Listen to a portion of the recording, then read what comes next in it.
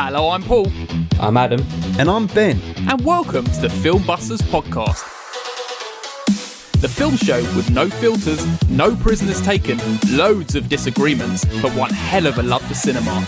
If you want to hear three friends ridiculing each other for an hour or so regarding their taste in films, then you have come to the right place. In each episode, one of the team picks a film for us to discuss. It could be anything from a recent cinema release to an all-time classic. So, strap in and get ready to get mad or get vindicated as we guide you through the murky world of being a film geek. If you like what you hear, you can also find us on Twitter and Instagram using @FilmbustersPod. You can also find each of our individual accounts. I'm at Filmbusters Paul. I'm at Filmbusters Adam. And I'm at Filmbusters Ben. If you want to use your eyes instead of your ears, you can also visit the website at filmbusterspod.co.uk. And if busting makes you feel good, you can also support us at patreon.com/filmbusters for exclusive content. Alright, can we just get on with this now, please? Filmbusters. I've had a very Kubrickian week this week. As you know, I arranged a cinema screening of The Shining for my work buddies, and it was so good to see it on the big screen. Have you seen it on the big screen? Never seen it on the big screen. Oh, baby. It was very nice. Very nice just hearing those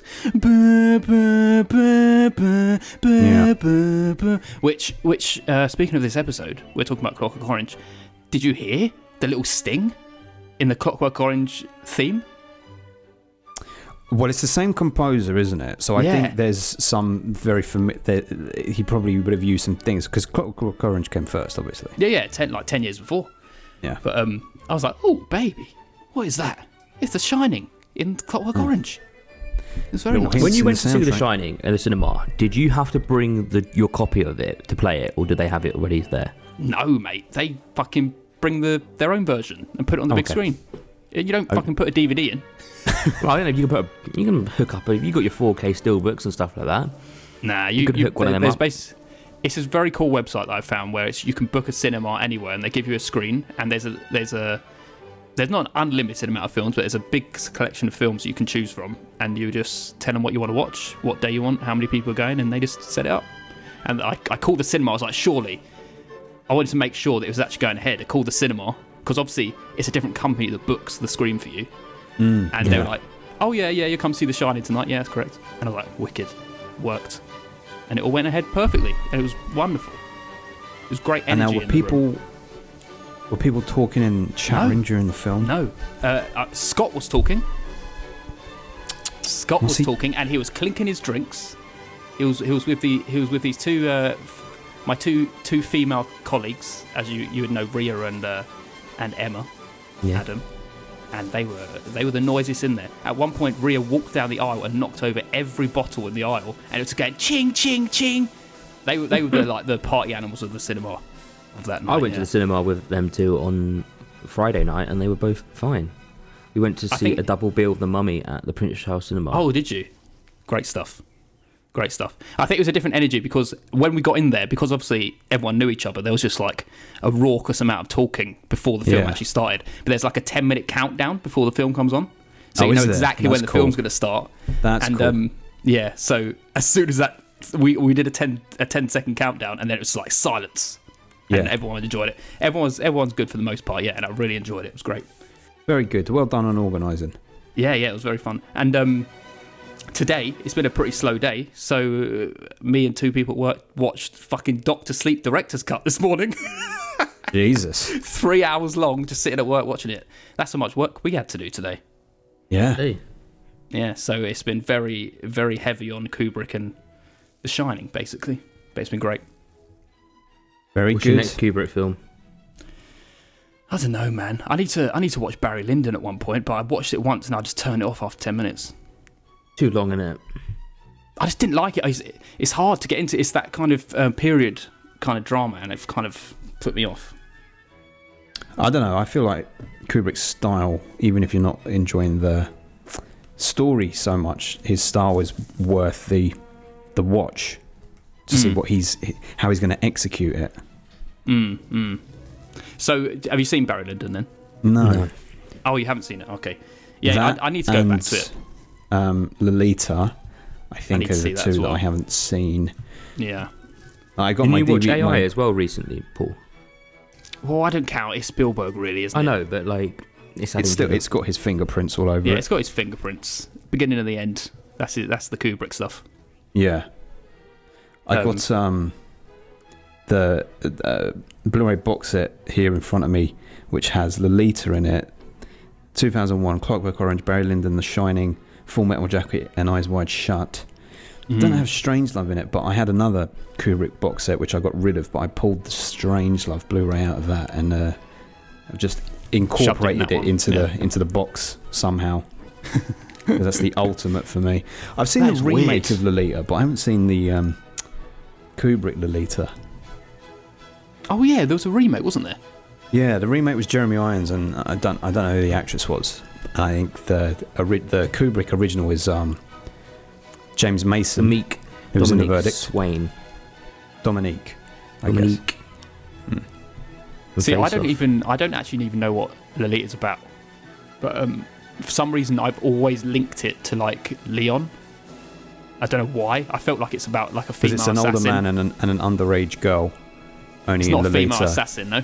No, it certainly isn't. It's about No idea what it's about. It's an older man who basically falls in love with an underage girl. That is why it's linked. Yes. Yeah.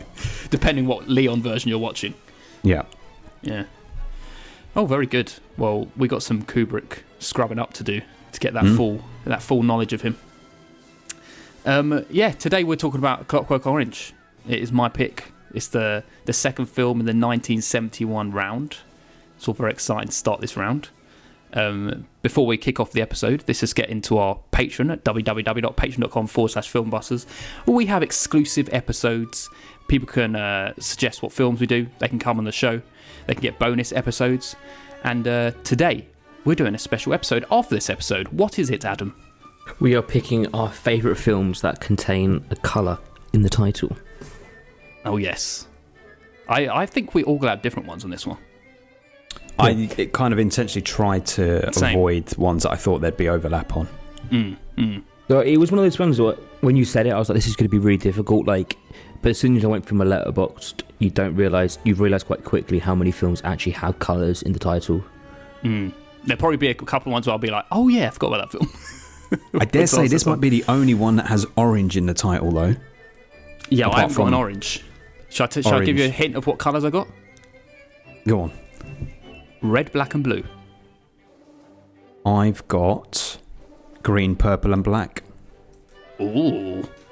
I've got black and blue. 2 blacks, 1 You haven't blue. got 3? Oh, okay, cool. I thought you just hadn't chose yours yet. No, I've done it. Don't worry, I did it. Technically, black ain't Black's a colour. not a colour. Shade. I know. I was tempted to play that joke, but I was like, nah, I might as well include it. I've got a backup. I got so far down in my list. Yeah. Just in case anyone wanted to be funny about it, I do have a backup. It's a shade. It's a shade. It's a shade. As opposed to white, which is all the colours. True. All the colour So and no colour. Which one do you want? All the colours or no colour? Grey's just in the middle. Yeah, I'll take the middle colours, please. Yes. Okay, well, you got that to look forward to if you want to check that out at www.patreon.com/filmbusters. Yes. Adam, do you want to take us away to our staple of every episode before we get onto the main episode? Yes. We are going to do the quiz. I'm going to ask these guys how many questions I've got this week. I believe it's 2. Yes. 2. Good. There's 2 questions, and I'm going to ask them if they get it right, they get points. If they get it wrong, I get the points. And the scores currently are: Paul has 7, I have 8, and Ben has 6. Well, now. So welly. Are you ready? I think so. How many years was the film unavailable for public viewing in the UK? Oh, 25? Wrong. Fuck.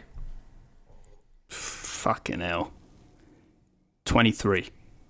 I feel like I should have actually probably given you a little radius of you could be a year or 2 out, but it was 27 years. I didn't even know. I didn't even know it was unavailable. Yeah, nor did I until I was trying to look for questions of it. Apparently, there's a couple of copycat there was a murder and a rape that were copied out of this film. Like one of them did Singing in the Rain, and one of them did it dressed up as they beat up a homeless man dressed up as the Droogs. So the film got banned. I didn't know that. And then it was only when he died in 2000 that everyone wanted to watch it again, and then they re-released it, or they let it out again. In 2000. Man, In I surely. 73. Oh no, what? I was 10, I guess. I guess I didn't watch it.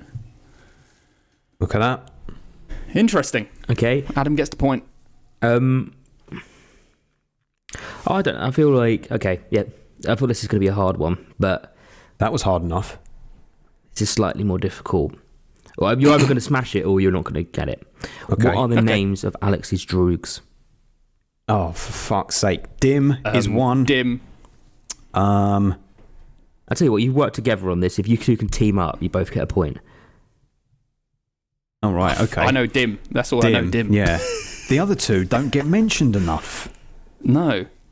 I feel like the one They don't really have a of the other character. two. Like, I feel like his character revolves around being dim, so it's really easy to grasp who he is. But the other two are just like... One of them is also, their name begins with D, I feel like. No. Fucking hell. Well, I don't know, mate.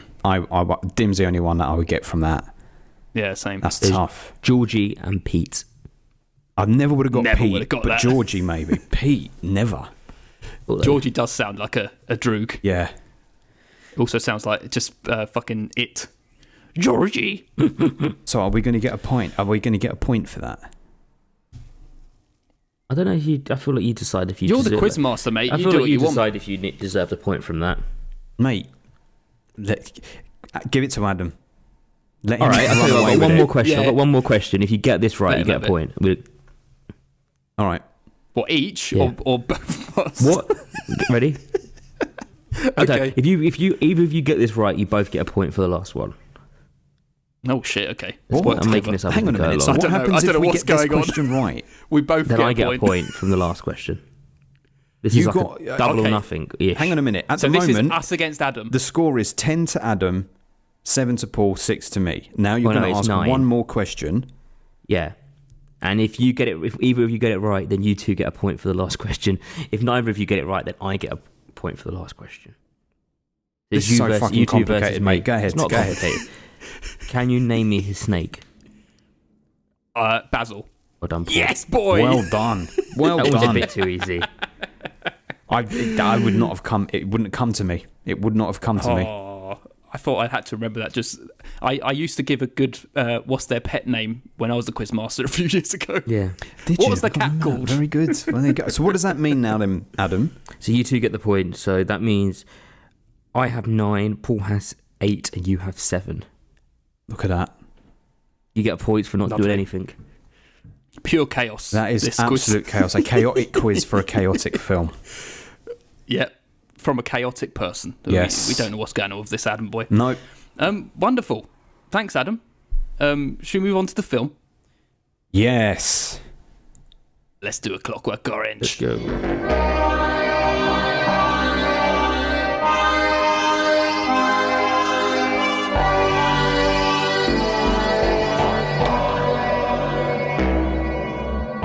There was me, that is Alex, and my 3 droogs, that is Pete, Georgie, and Dim. And we sat in the Korova milk bar trying to make up our razoo docs what to do with the evening. The Korova milk bar sold Milk Plus Velocet, or Synthemesk, or Drencrum, which is what we were drinking. This would sharpen you up and make you ready for a bit of the old ultra-violence. Right, today we're talking about A Clockwork Orange from 1971 by Stanley Kubrick. This is a spoiler episode. If you have not seen A Clockwork Orange, you might want to go watch it first because we're going to spoil it terribly for you. It has been out for over 50 years. Yes, but it was banned for 27 years, so So it might not... In this country, Yes. Either way, if you have seen it or not seen it, we will spoil it for you either way. Yes. So, go watch it, come back, and listen. No one, surprisingly, in this film has been in films we've done before. So, Okay. that leads us straight on to Adam telling us about the plot. Hopefully this is less chaotic than the quiz. So this film is about a guy called Alex, who is a bit of a bellend, to be honest. And he hangs out with his droogs, and eventually he gets captured, or he gets put in jail for a murder. And while he's in jail, they come up with a plan, and they try and use psychology, or would we say it's psychology, or like, I don't know, along those lines, to try and... Hypnotism? Yeah, hypnotism, that's probably a The better word. Ludovic technique. Yeah, to try and reprogram his mind to not be involved with violence and all of that kind of stuff. And yeah, and it has some consequences. Sure does. Sure does. Ben, you got anything on this film? Yeah, but I haven't put it into any comprehensible order. I've done a bunch of reading into it, but I haven't actually written it down into something that's streamlined. So I'll try and wing it a bit. So originally, it was a book written by Anthony Burgess, which I've read. It's very good. That was published in 1962, and it had 21 chapters. But the New York version, the American version, the version that was published in America, I believe, removed the final chapter. And in the final chapter of the book, originally, at the end, Alex chooses to turn his back on crime. He thinks about the future and thinks about maybe having kids and the idea of a better future. He chooses not to opt for violence. But the version of the book that Kubrick got his hands on was the one that removed that chapter. So when he adapted the film, he believed he was just doing that faithful adaptation of that story. It wasn't the original ending. Burgess sold the rights to Kubrick for $500 and then was not involved in the production of the film at all. Originally, the Rolling Stones were going to be cast as the Droogs, with Mick Jagger playing the Alex role. Interesting. Oh, yes. But That's Kubrick said if Malcolm McDowell was not going to play the role of Alex, then he was not going to make the film. Burgess created the Nadsat language that the characters speak with for his book, which is a mixture of Russian and Cockney slang. And Burgess claimed that it was created to make the violence in the novel more symbolic than realistic. And according to the author, the idea was that you had to work to understand what Alex was saying. So because you had to work to understand what he was saying, you had to get a little bit closer to his psychology and what he was doing, so you couldn't just dismiss him as this violent character. There are many other bits of pieces of trivia that we could talk about, but two things. One, since I've brought it up on the podcast before, the Ludovic technique sequence where his eyes are pinned open and he's forced to watch everything in a screen. That is the local cinema to me down in West Norwood, which they have pretty much maintained as is. And I even had my short film play there, a film that Paul also starred in. And it was played as part of a local film festival, and it played up on that big screen. So the screen that Alex is watching in Clockwork Orange, many, many years later, would have a film that I made I up take it up your on there. film was less violent than the films that he was watching. It's still fucked up, much less violent. There's blood, and Malcolm McDowell got his cornea scratched during that scene. Apparently, that doctor who was dropping the eye drops in his eyes was a legit doctor at the time. And what happened in that scene was they gave him an anaesthetic to numb his eye, and the doctor, to test that the anaesthetic was working, kept putting a soft handkerchief in his eye, and Malcolm McDowell would keep feeling it until he could no longer feel it, and then the doctor was like, right, the anaesthetic's working. But that doctor had to keep putting the eye drops in his eyes every 15 seconds so that his cornea wouldn't dry up, because if your cornea dries up, you go blind. Anyway, they filmed this for ages and ages, and Kubrick told him it was only going to be 10 minutes, but it ended up being hours.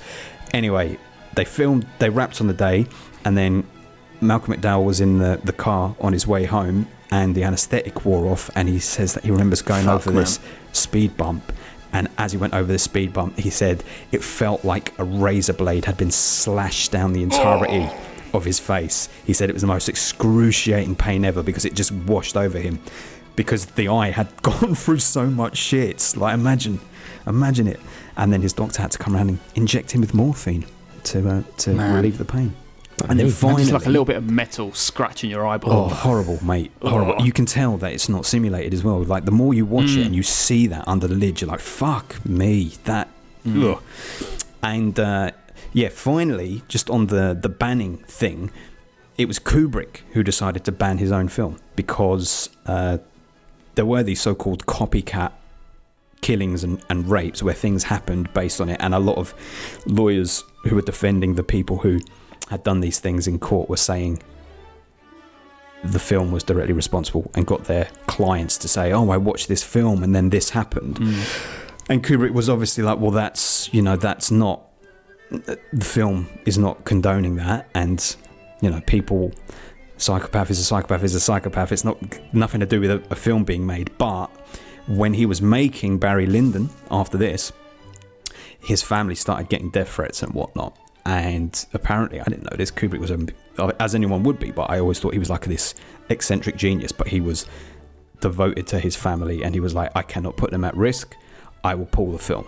And so he pulled the film from, I can't remember when it was, 1973 up until 1999, the year before 2000. he died.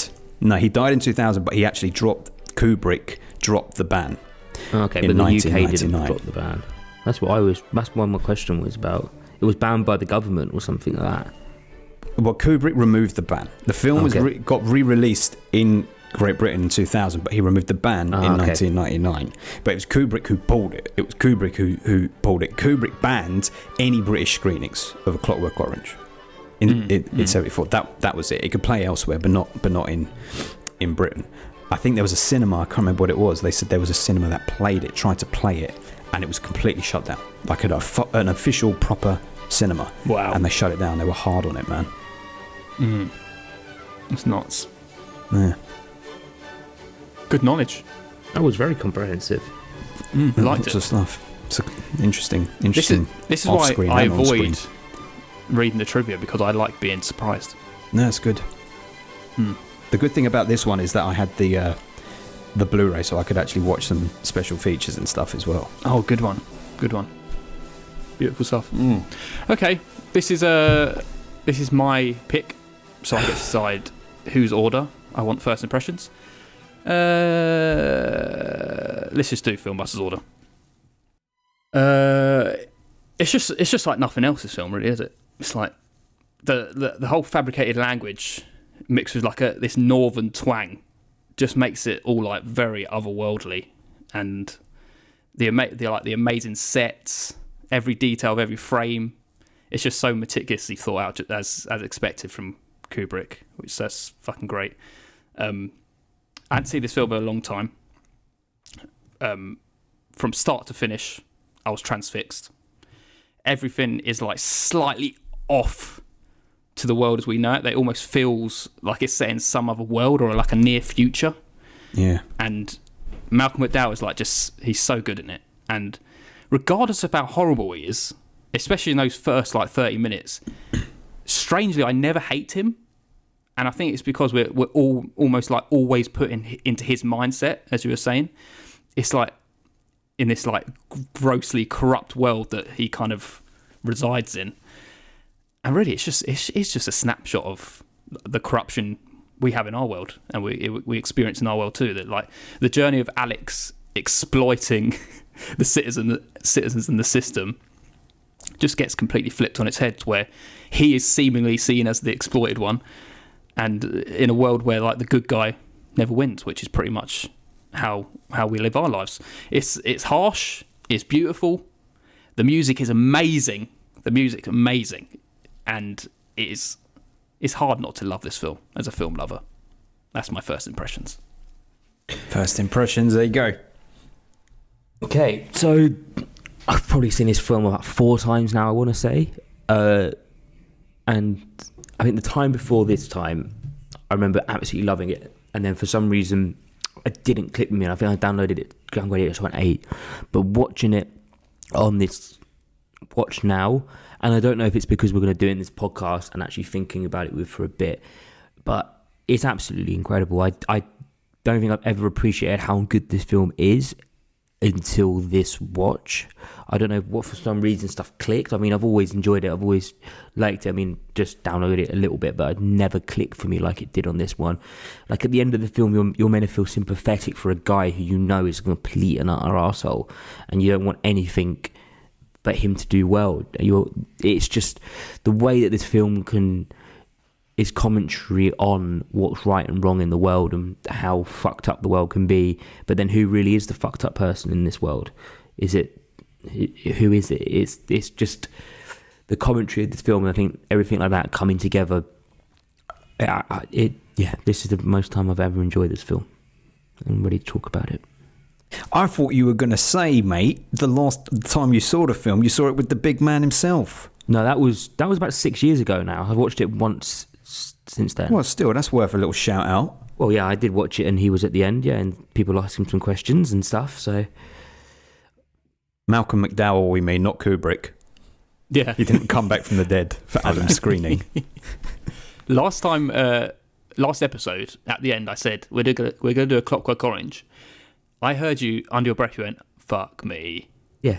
Right? Is that because you're thinking, oh, I've got to sit through that again? No, I think it is just a meaty film, isn't it? It's a big boy. I think I said this I've seen Ben since this. Where did we go, Ben? DMAs, that was it. And we were talking about it afterwards, and we both said this was going to be on our list to pick of films. I don't know. Oh shit, I don't know what film I'm picking after this. I forgot about that part. I'm going to have to work that out. But I didn't. My head wasn't like, I'm going to pick it because I did. It was how I felt when I did There Will Be Blood. It's just certain films that are just so big that I can't. Sometimes you have to be in the right mainframe to like tackle them. And I'm glad you did. But they were ripe. They were ripe for talking about, though. Yeah, they are. And I'm happy you've done it. But in my head, it was just like, when I looked at the list, I was like, yeah, I might lead that film this time. It's intimidating. Yeah, it is it's a meaty bastard. But that's why I was like, fuck. All right. Well, it is a big old boy, and it is a great fucking classic of a film. But I can't properly give a good summary of my feelings. We just talk about it as we go through.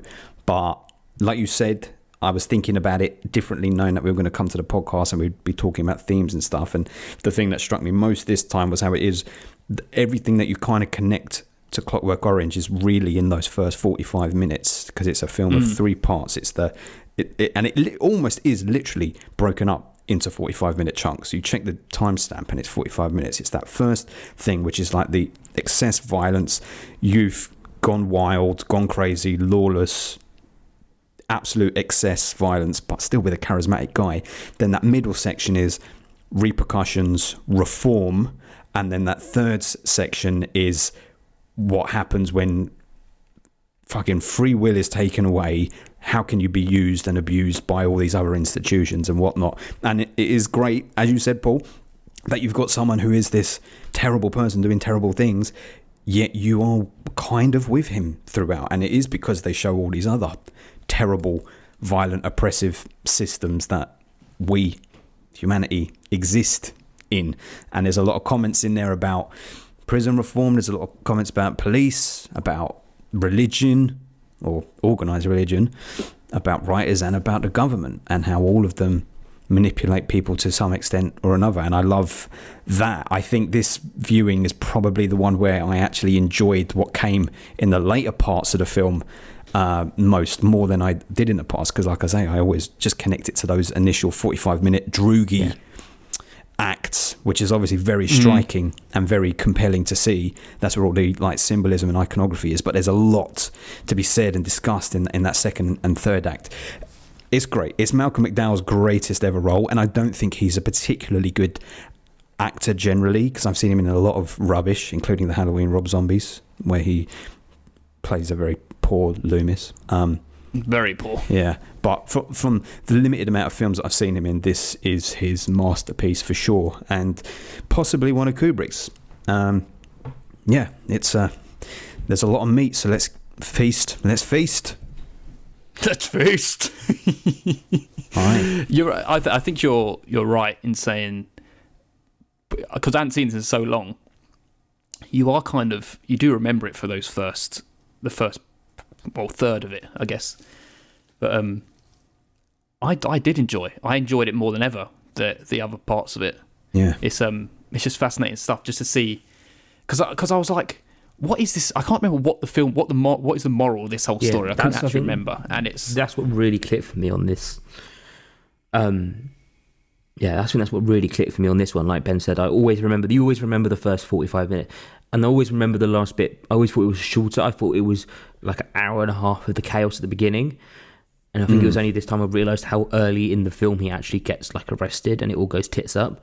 And also like I just know some reason I've picked up on stupid little things, and it's so obvious of like his mates turning on him, like that whole aspect of it. I always thought he just fucked it. I thought he got over ambitious rather than him getting stitched up. Yeah, well, he kind of brought that upon himself, though, didn't he? He did and he didn't. The way he treated his mates. They beat him up and left him on the. he fucking deserved that though. Yeah, of course he did. Yeah, but this is also the thing. You feel sorry, them up but and you threw him in a do river. still feel sorry for him at that moment of the film. It's why? It's because it's not so much feeling sorry for him. It's because he is charismatic. And there is something likable about him. He's intelligent. The other droogs are dumb, like Dim is dumb. They're like idiots. They're kids that you see on the street that you easily dismiss. Whereas Alex is like slightly more refined and he appreciates music. All of these things sort of elevate him a bit to a point where it's like, okay, you're doing this terrible shit, but actually you've got purpose and drive. In the book, I remember the big thing that they really drummed home about Alec, because it's all from his point of view in the book as well, is the thing that he hates the most are people in life who aren't committed to something, who don't want something, aren't passionate about things. People who just like aimlessly sit through their lives are the worst thing for him. And to an extent, that's kind of what the droogs are. His droogs, they aren't passionate about nothing other than the ultra violence, but he is. There's certain things he loves. He loves women. He loves music. He loves his snake. He has energy. He has a lust for life, whereas the others don't. So you don't care about them as much. Yeah, it's that drive for something more, isn't it? And I think as well, seeing that thing from the off of him kind of using his power. It's that the exploit of his power. And that's kind of a theme going throughout, isn't it? How people in power can exploit the people below them. Yeah. And that's what he's doing to the droogs at first, and then ends up getting done to him. But he always comes out on top. That's the great thing about it, and that's what's so interesting. It's all the corruption, yet he kind of comes out clean. Yeah, at the yeah. end. He comes out on top in the first 45. But then it's that middle section, but it's like kind of, this is his punishment. He's going through the motions, but it's like then he ends up coming out on top. It's like, how can, and then all the innocent people going to jail. It's like, man, this is utter corruption. What innocent people going to jail? The man whose wife he inexplicably killed because she committed suicide. Oh, I see. He's right. in a wheelchair. Yeah. He went to jail. I see. Yeah, I know that's true. And yeah. it's kind of revenge from his part, but it's like, but he's innocent. He still didn't get his comeuppance. Is that old man innocent? He was an innocent. He's not. He was it's like eye for an eye, really, isn't it? He was a victim at some point, and this is the whole film, isn't it? The whole thing is, if people do terrible things, what should be done to them? Yeah, it feels like that very Black Mirror-esque kind of who really is the bad person at the end of it all. It is Black Mirror decades before, because it's dystopia. It's about a future where if we let ourselves go down that route, our freedoms are fucking taken away. The style of this film is fucking wonderful. It's just the way people are dressed mostly, and some of the places he goes into, it's just slightly off. That it just feels like this is not of this world. Like those lollipops those women are eating, the colour of people's hair, the way people are dressed. Yeah, it's like just also like it is very like 70s, I guess.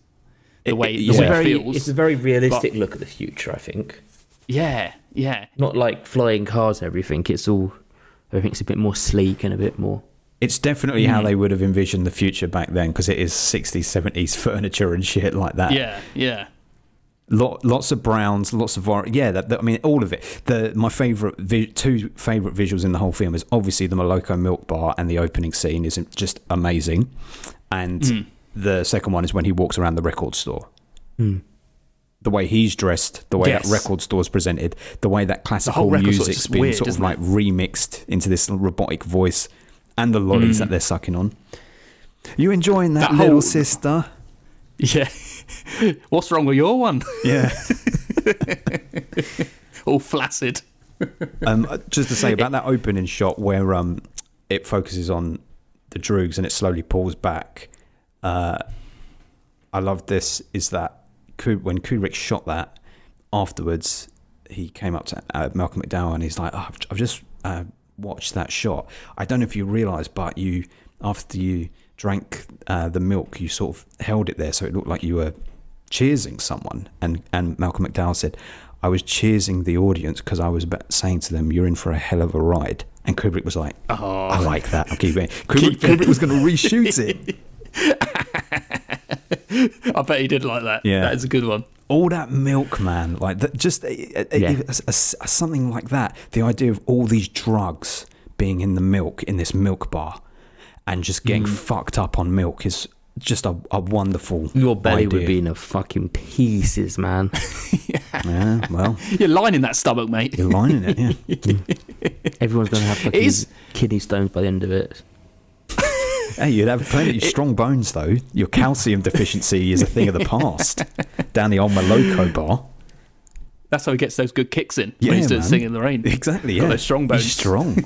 He doesn't He even can need fall that out of a walking window stick. as well. He doesn't break his bones. Yeah. Oh, yeah, there you go. There you go. Maybe that's all. I think the best way to tackle this is in thirds, right? Should we just tackle this first Yeah, third? let's tackle it in thirds. Why not? Yeah. Sticking on the milk bar then. It is just such a great little set. Yeah. Like I still don't even understand what the hell that place is. Is it a bar? Is it just a bar that anyone can go into? Because they kind of treat it like it's some kind of Gang hangout. base, like a gang hangout, but then it's not, and it's like, so who's coming to this milk bar? It's like the most random thing. It's like, is this the new kind of hangout spot where you can just drink milk? It's just like, I like it because it's just so otherworldly and weird. But and it's such a great way to set the film off. It's like a heroin den or an opium den. Yeah. With all of these like back in the day of 71, where drugs were very much on the menu to be consumed liberally and daily, it probably did feel like, in the future there's going to be these drug bars you could just walk in, like Amsterdam, all over the place. And it's just this place where different class of people can just come as well. It's like the first time we see it, it's almost like this is kind of the hangout spot for Alex and his kind of peers. But then when we come back, it's like there's TV people there. Yeah, I think from he the said they're TV TV studio. people, and it's like these are business people, and then she just starts singing opera, and it's like, what is this place? Yeah. what are they doing in this place? But that's it for But drugs. it just adds to the mystique. Drugs nullifies everyone, mate. It brings everyone Yep. down to one place. If everyone wants that kick, doesn't matter whether you're the junkie on the street or that high-profile junkie. You come in there and get what you want. So as a person who's actually read the book, is this prominent in the book, the milk bar? Yeah, it is. Okay. Yeah, with all the drugs in the milk and whatnot. Oh, okay. See, I never knew there was supposed to be drugs in the milk. Yeah. Is that said in the film? Yeah, in that opening scene, I can't remember all the words, but he says like Velocet and this and that, like very technical terms. But he says that's what's in the milk. There's like Maloko Plus, Open Maloko, Knifey. I remember Knifey Maloko is in the book. I don't think that's in the film, but they're all these different milk drug concoctions that get you ready for a bit of the old ultra violence. Oh yes. Yes. So a little commentary on just the youth going around taking drugs and doing terrible bloody things. Terrible things like kicking in homeless people. Yeah. Yeah. See, this is where he says he can't stand drunk people, which is, I guess you're saying he can't stand people who just don't do nothing with their lives. With no purpose, yeah. No purpose. He's just lying there under a bridge in the dark. As far as he's concerned, you're wasting your life. You deserve everything you're about to get. You're only here for our kind of pleasure. Yeah. To do what we want with you. That's why I love that shot where he goes, oh, just go and put me out of my misery. Get me out of this stinking world. And he goes, oh, what's so stinking about it? I fucking love it. It's so mischievous. And Kubrick shoots it from the side with him looking down. Like there's the a great lighting's shot. great. Oh, mate. And just with the eyelashes around the eye as well. Fuck me. The visuals are just spectacular. Spectacular, particularly in that first 45. I really like when they are in that milk bar the second time and she's singing the opera and then Dim just takes the piss, does the raspberry noise, and he smashes his cane down on him and he goes, what'd you do that for? And he says something like, for being a bastard with no manners and no understanding of how to conduct yourself decent wise. Just after they fucking beating a homeless guy. It's like, yeah, we can do that, but have some fucking respect when you hear classical music. Have some respect when you hear lovely Ludwig. Yeah. Yeah, enjoy the arts. It just adds so much to the character of Alex, doesn't it? It's like this whole first third is just kind of fleshing him out, and he's a very complicated man, even though it can seem like he's just out for fucking terror. Yeah. But there's levels to him. Yeah, there's levels because he has got that lust for life. Like, I think, imagine if this character did all that and went home and was terrible to his parents and was just talked like shit to everyone.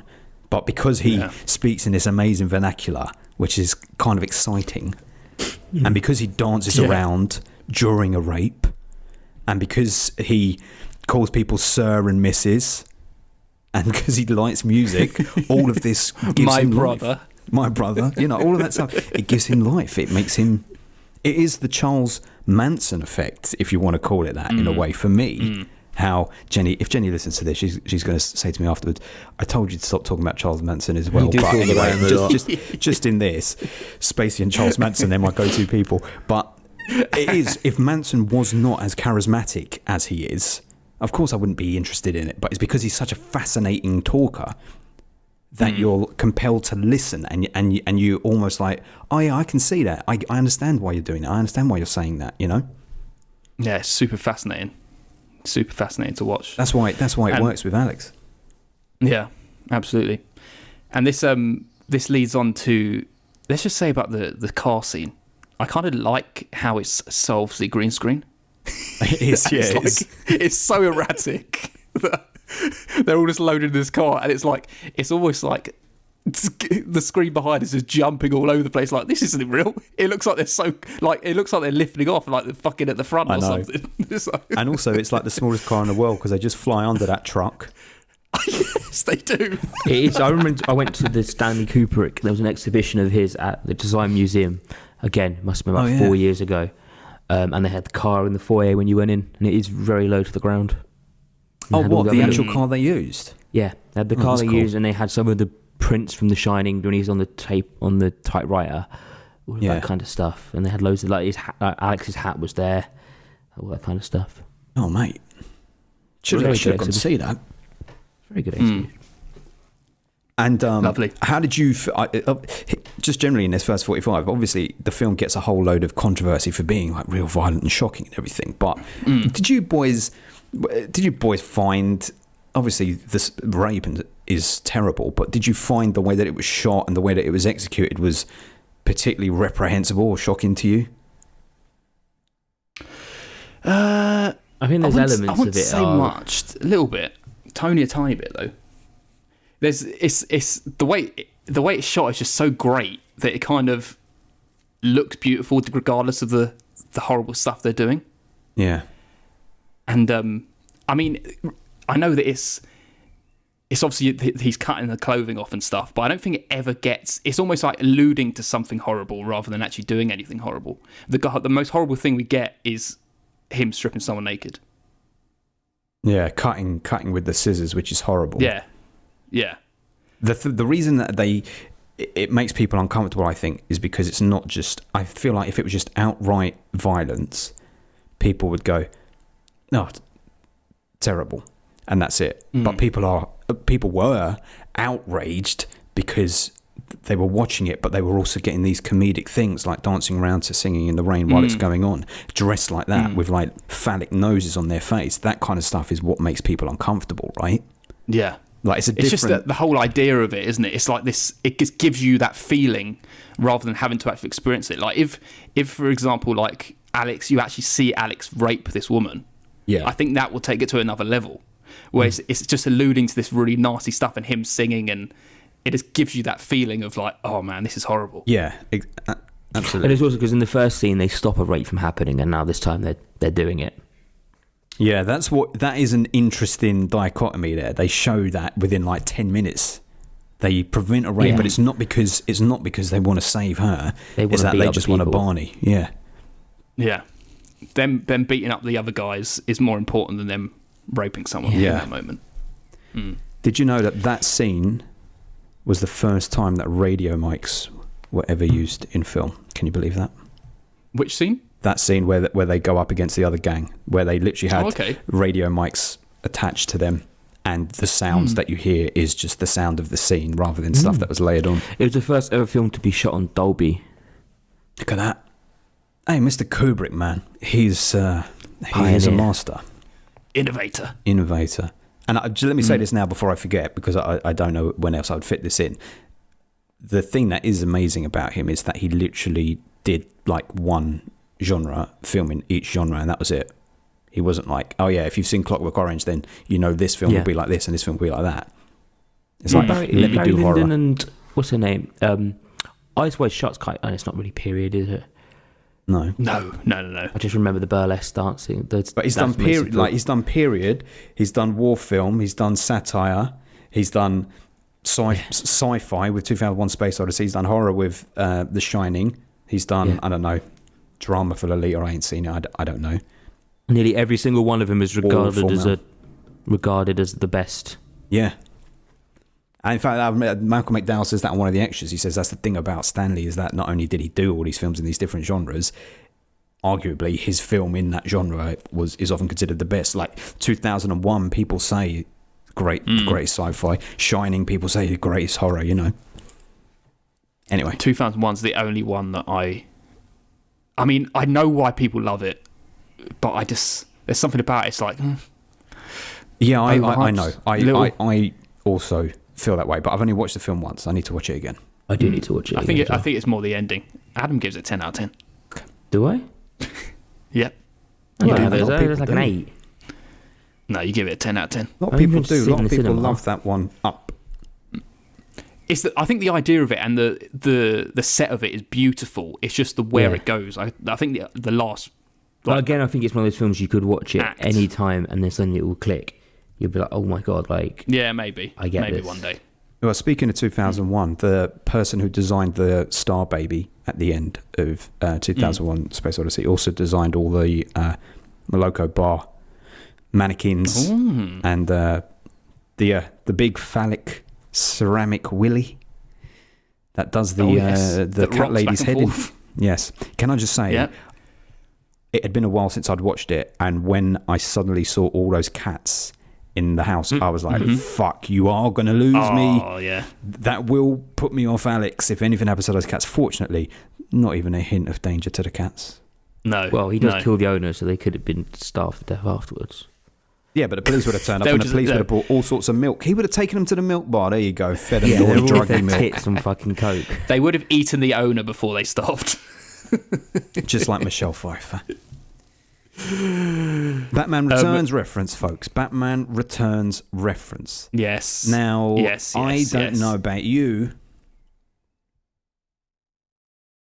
but I'm feeling 22. Did you did you recognise, the block that... Because a lot of this was shot in and around London, but I think mainly all the stuff around where Alex lives is Thamesmead. But, his... apartment block, where his flat is, that building, it looked so much like the Royal Festival Hall at the South Bank, the interior, that I kept looking at it thinking, is that it? Is that where they shot that? Do you know? Apparently it was in Elstree, in the flats here. Really? Yeah. That's what I've been told. And that's interesting because again, in the Malcolm McDowell thing, he said that one day they had to take the producers out, and Kubrick hated the producers, and he was like, we just took the producers out to this shitty Chinese restaurant in Borehamwood, and he's like, hey, if you've eaten in Borehamwood, it's dog food. Lots of rice.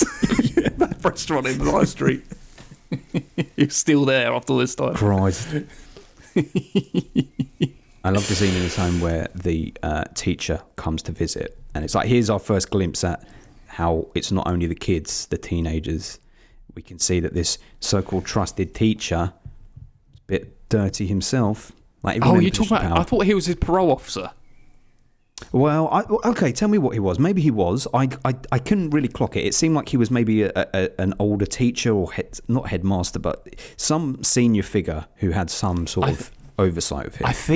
I think he was a parole officer because he comes in saying, "You're not doing anything bad, are you? Because you know that put you." Because he mentions a crime he's done. His teacher, and also, really, is his head teacher? But then he comes into the police station and says, "You're not my trouble anymore," because he said, "Well, you're going back to jail." I thought it was his head teacher of his school because he says you haven't been at school recently or something like that. Yeah, well, that doesn't mean it's his head teacher. I always thought it was his head teacher, to be honest. I don't know why I assumed it was his. Anyway, whoever he is, it's someone who is in a position of responsibility, and he's great. And so loads of people like him and the prison guy that we meet later, they're so over the top with the way that they speak. Yeah. Mother gave me the key, yeah? Yes. And just drinking the water that's got the dentures in as well. He doesn't even realise.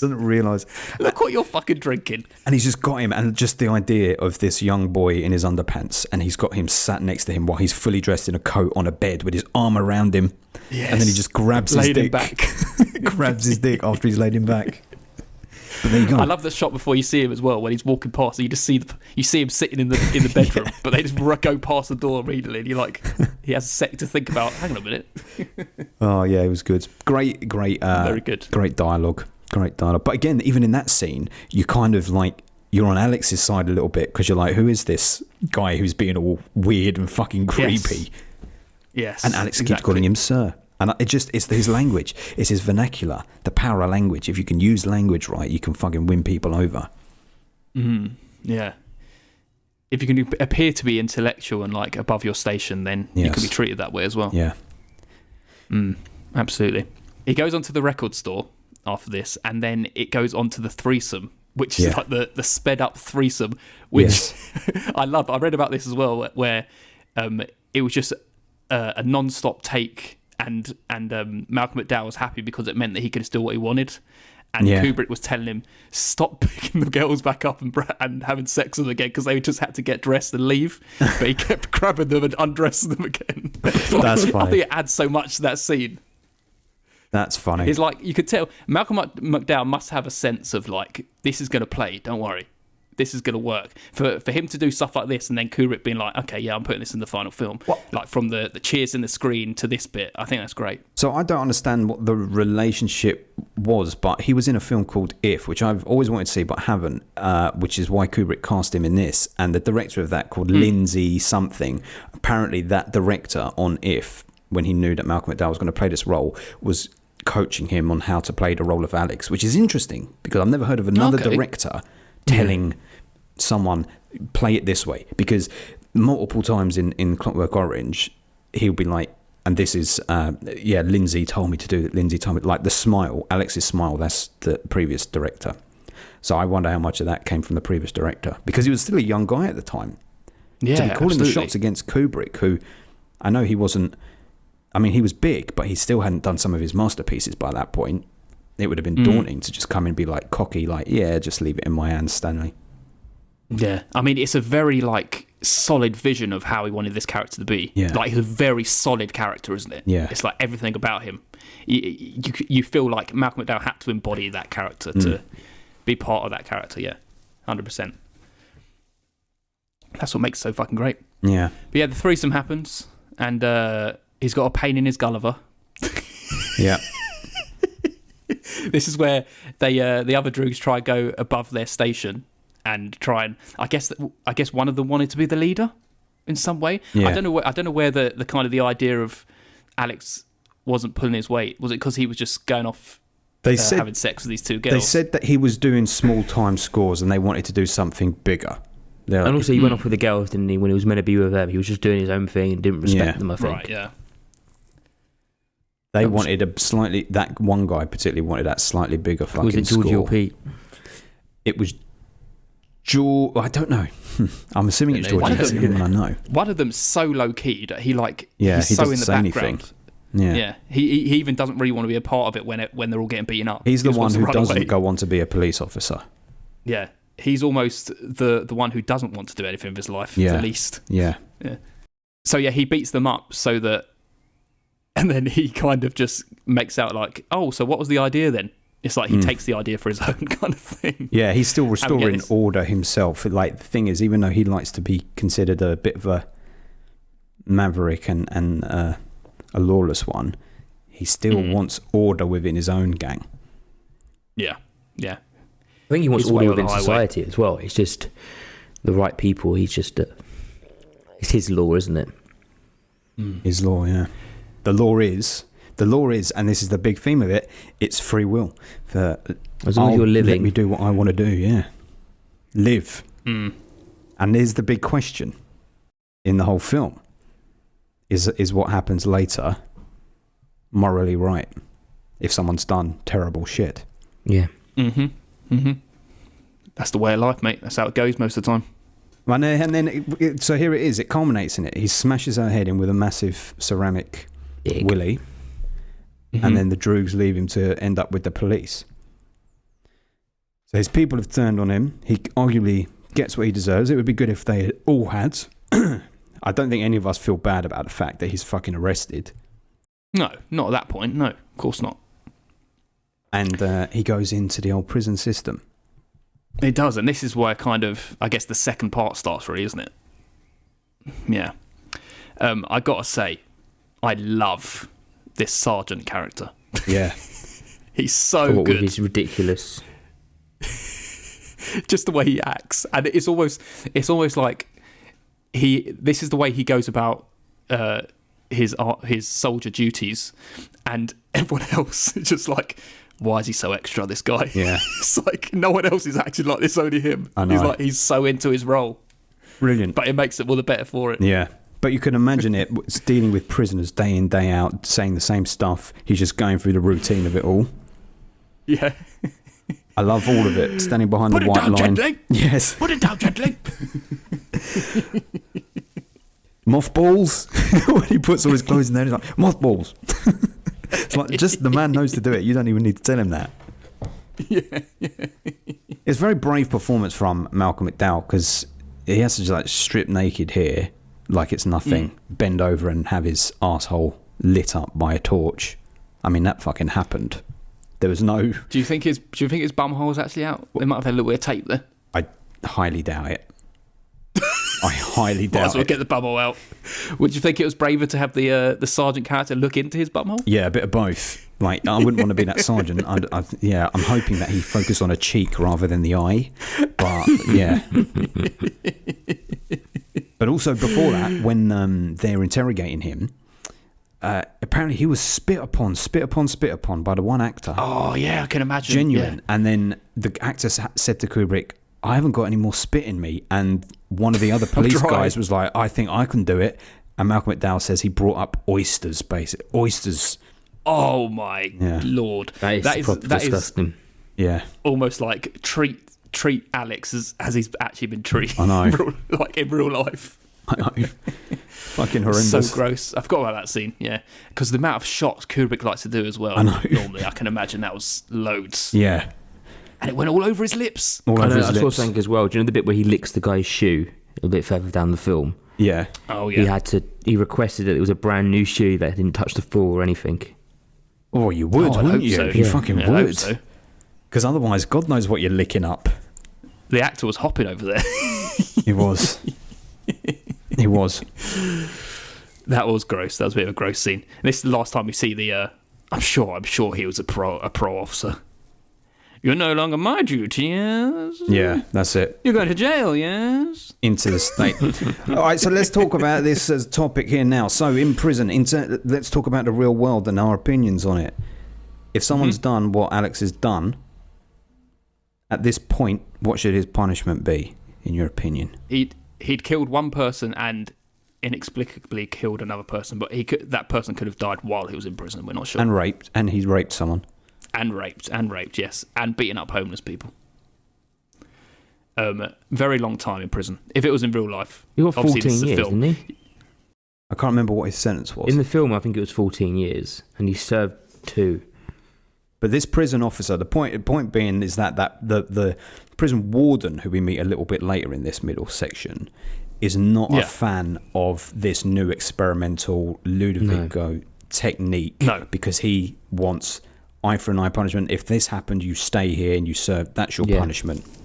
You serve your punishment. Yeah. Whereas it's basically, should you be punished or should you be reformed? Should you focus on punishment or should you focus on reform? And the Ludovic technique is basically, this is reform. We can reform this person. But it's almost like a trial, isn't it? So there's no actual evidence that this thing actually works. Wasn't he one of the first to go for this experiment? Because it was early days talking about it. So I think as a prison warden, you would be like, I don't know, man. These people, it's just a way for these prisoners to get an easy ride.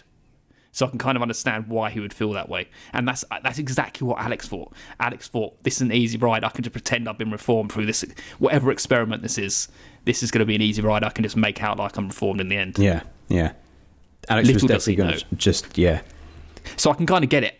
If think about this. If it was someone who did you wrong, who'd gone to jail, and then you'd heard that they're going through some kind of trial, scientific trial that could let them out in a month, you'd be like, fuck off, put them back in jail.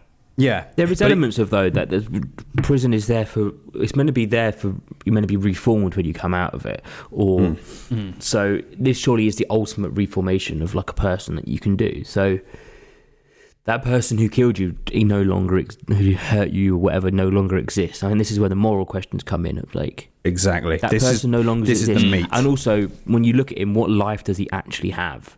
His favourite thing in the world, which is classical music, has been taken away from him. Yeah. I'm sure if he knew that at the time, he'd have rather have served 14 years in jail and come out enjoying classical music exactly the same way than having his favourite thing in the world taken away from him. Yeah. The shell of a person. Yeah. I mean, this is the thing I really learnt in this time of like, I obviously understood it, but for some reason this day proper clicked with me. I know it is that struggle, isn't it? Because he is still that person inside, regardless of how his brain's been trained. Though. He's gone. He's almost. That person's gone. Yes, I would say that person is essentially gone. I'd say it's inside, but it's just like when he goes to want to touch that naked woman, and he's starting to feel sick. It's because it's this hypnotic trance he's been put in is kicking in and telling him, no, you're supposed to feel sick in this moment, but he's still reaching to want to do it. Yeah, but that's a human instinct, though. That's a human. That bit there, I'd say, is a human. Well, to reach at some random woman's not to boobs. Beat somebody up. I think that's where he's cowers away from that. He doesn't go to do it and then stop. That's the only time where he goes to do something that his body reacts to. Like when he's getting beaten up by the homeless people, he doesn't even react at all. He just accepts it. It's not like he goes to kick him back and then stops halfway through because. Well, yeah, because he can't. He can't anyway. Because as soon as he tries to, he starts feeling sick, doesn't he? But this is him as the Clockwork Orange, the organic and mechanical thing. Looks human on the outside, but no longer is. I want to speak about what that means. So what did you just say? Say it again. A Clockwork Orange, so something that should be natural, organic, but isn't. Yeah. It's mechanical. It isn't the thing that it appears to be. That's what Alex is after that technique. Yeah. Yeah, it's something unnatural. Yeah. Yeah. Cool. But yes, I tell you, when it comes to punishment and stuff, it's very hard to give an opinion objectively. It's easy to give it objectively, but if you try and bring it down to, if someone killed your mum or someone did this to your kid or something, then that's a different thing. But like objectively, you would think, like what Adam said, the idea of prison shouldn't just be punishment. It should, for certain people, for some people, there is no reform for the things they've done really, but the idea should be to reform them. But what's interesting here is you've got different aspects of reform, because it's like, okay, reform will come from 15 years of doing nothing and they'll come out and they'll never do it again, or reform will come through religion and God and singing these hymns and reading your Bible and finding truth in that and whatnot. I know you say yucky up, but here's the thing that's interesting. People find it, yes. No, well, I wasn't going to say that, but they do. They do find a way to better themselves on, though, isn't it? You can't have it. You can't have everything without that, though. But still, Alex is exploiting the system for all that. He's not actually thinking about God's going to save him. He's thinking about being the Roman soldiers stabbing Jesus and raping the women. He likes the sex and the death of it all. He likes the first bit before it gets all preachy. But what I was going to say, which is interesting here, considering who's made this film and what it's all about, is actually one of the few people in this film who speaks sense is that priest, because he is the one, when Alex goes through the procedure, who's like, but this is not humanity. You can't be a good person without choosing to be a good person. If you just remove someone's ability to do something, they're not human anymore. There's no free will. So it's better to have an evil person in the world choosing to do evil than it is to have someone in the world who doesn't even have the choice. And I agree with that. If you could change the world now and say there will be nobody will ever be murdered again, no innocents will ever be murdered, and no innocent people will ever be raped. You can do that now.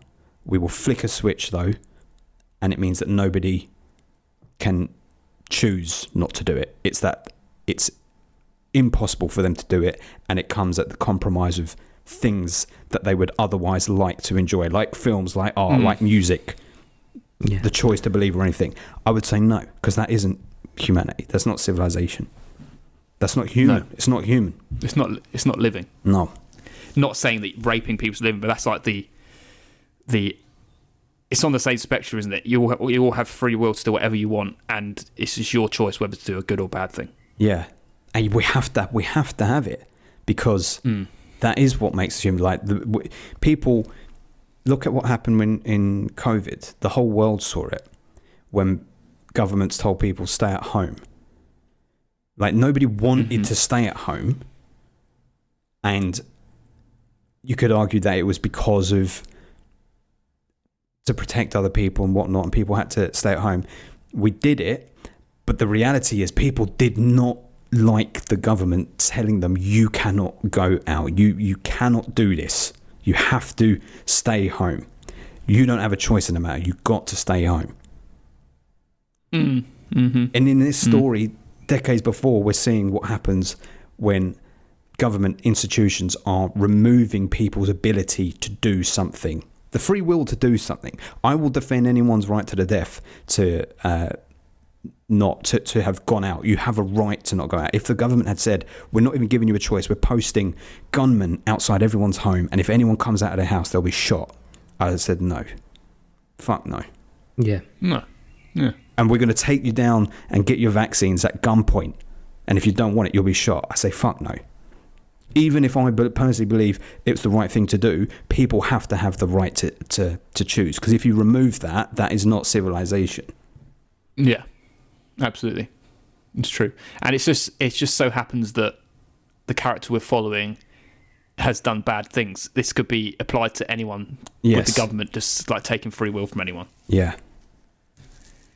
And interestingly, the thing that the film, I don't know, maybe you tell me.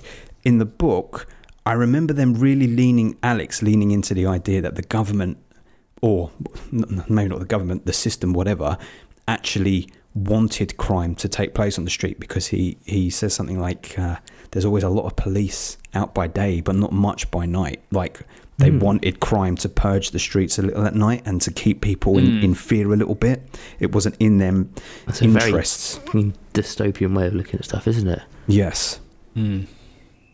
Keep things turning. Keep the clockwork of the system going. Yeah, you have to create crime to breed crime.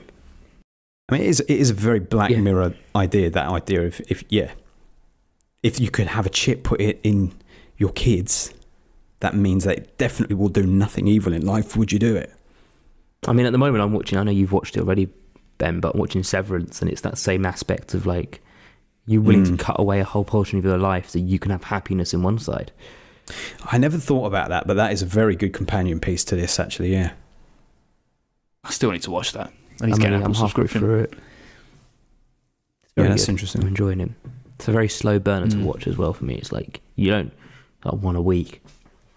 See, not to get sidelined by it, but the idea in Severance is fascinating, because what it is, Paul, this is not spoiler, this is the premise, is it's what if the three of us decided we don't want to actually go to work, like, I don't want to have memories of going to work, and I just want to enjoy my home life, my family, and being outside of work.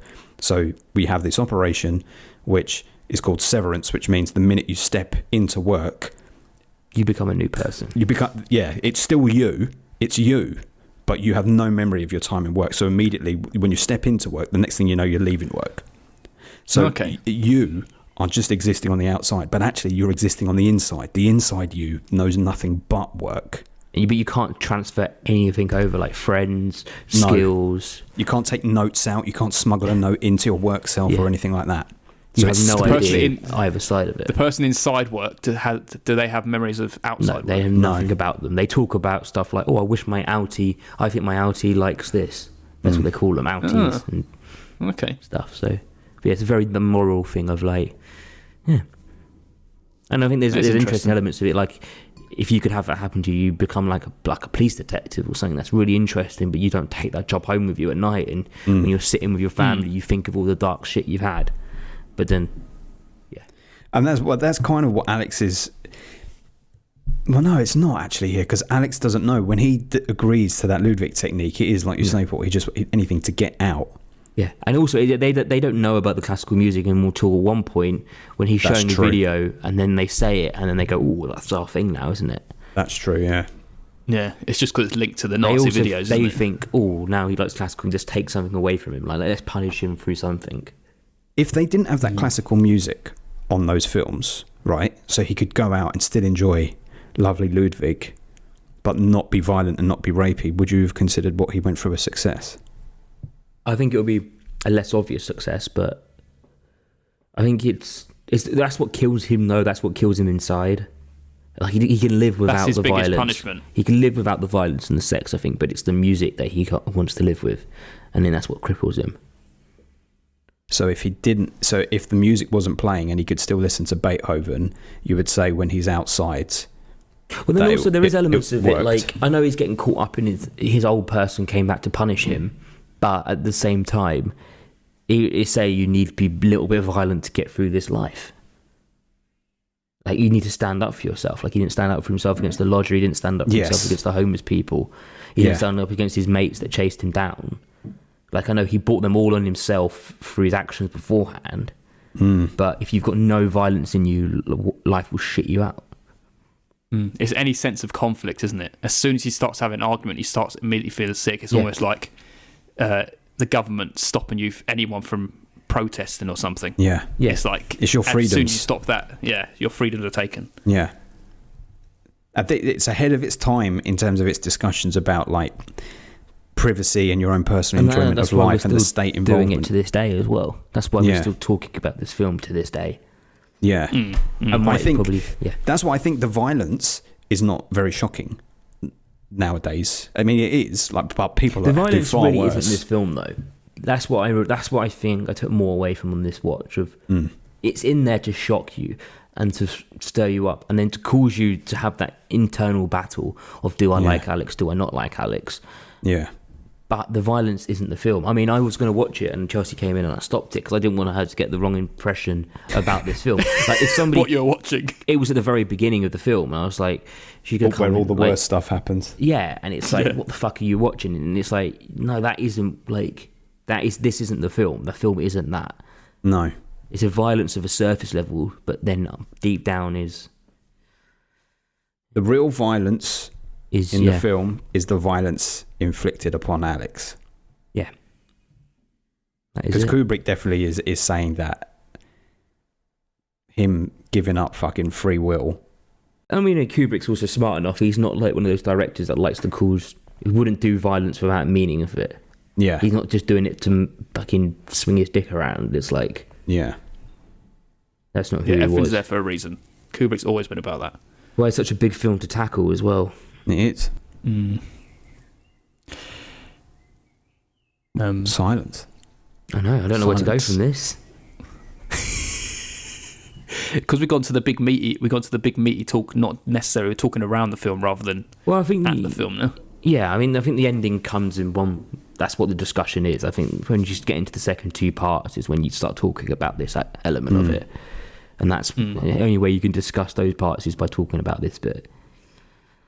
But I think the great thing as well is it brings up that moral quandary of who is the bad guy, because he's like in that bed at the end. I love it, by the way. That was another thing that Malcolm McDowell was doing when he was opening his mouth to be fed. chewing it. Yeah. He was just doing that. He was just doing that to get a rise out of the fucking crew, and it's like Apparently everyone was kept that in as bored. well. Someone said I was saying everyone was bored that day, so he just fucking around to try and keep them happy. Yeah, I think it was another case of Kubrick doing multiple shots again. Yeah. But just the idea of this guy who's been terrorizing people for most of the film is now being on the front of newspapers as being this massive victim, and the people that he were his victims all along are now being put in prison, and the droogs who were also part of all these horrible things are police officers. They're also in this place of power as well, and it's like, who are the good guys, who are the bad guys? And I think it's a very big thing in our world, especially like in the police and in government. It's like there are some horrible people that are in places of power, and they should be the good people, and they're not. No. It's like, that's just fucking everyday thing in this world, and it's a very great thing that this film was saying this so long ago. It's that old evil becoming the new authority. Happens the whole damn world over. Just like we were talking about when we did the Wake in Fright. Yeah. About terrible people and understanding why they are, because those men going on that horrible kangaroo hunt. We were talking about, but the environment they're in and stuff like that. Well, here in this story, in Clockwork Orange, the youth are fucking presented as terrible up front, but they live in a world that's run by these governments who are opportunistic and have the police who are either inept or made up of such violent people. So how can there be any genuine order? How can there be any genuine justice, good overseeing things when it's all so bloody polluted? Everyone's in bed with everyone. Like, literally at the end, the government are using the man who they fucking stole free, ruined, turned into a brain dead thing. They're now going to use him to win their election campaign to stay in power by saying, "Oh, this man was taken advantage of. We would try to help him." Tory government, exactly. It's Rishi Sunak turning up down the working man's pub and putting his arm around someone with a pint and going, "We're mates. Keir Starmer's going to fuck you up." Fucking little wankers. Keep your dolls up. That's it, exactly. You keep your dolls up. Fucking cunts. But I think even more so with this as well is you have this guy who's morally wrong and horrible, and he's been put through prison, got an early release. Yes, he went through some horrible shit, but now he's been reset and he's just as bad as he was before. We see that at the end where he's literally imagined himself. Yeah, he's free. Raping another woman. Cured, all right, as he says. But and the funny thing is, how do you feel? Because it's almost like you're meant to cheer in a way, like Alex is back, but it's like, well, what does that mean though? A rapist murderer is back? I know. I think that's what you are left to be at your own devices of, like, I know the book obviously said it gave it to him, but like whether he actually went, he might enjoy it and he might celebrate the fact that he can, but whether he actually goes back and does it, that is another thing. Like, did he actually learn his lessons throughout what he went through of finding the medium? Like you said at the end of the book, he doesn't choose violence anymore.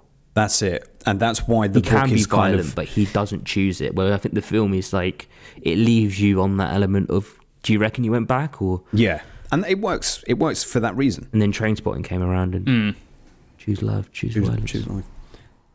But yeah, that's it.